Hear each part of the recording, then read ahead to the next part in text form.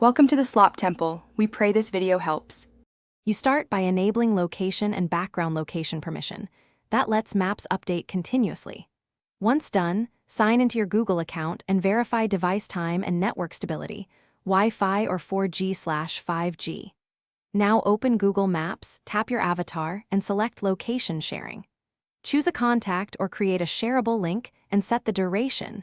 This is the first actionable step because it begins the live feed. Make sure to allow background refresh so the feed stays live when your screen locks.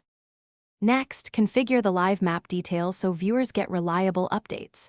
You pick duration, 1 hour until turned off, or a custom time, because shorter shares preserve battery. If you need wide viewing, use share via link, otherwise choose specific contacts for privacy. Also, go into battery and app settings to prevent background data restrictions. Without that, location updates may pause.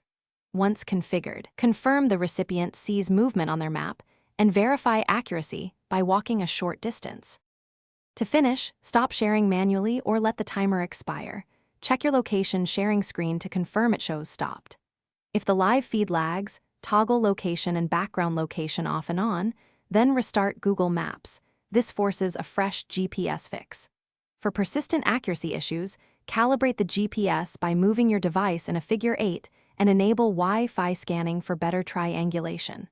Finally, make sure battery saver is off, because saving power often suspends live updates and causes missing positions.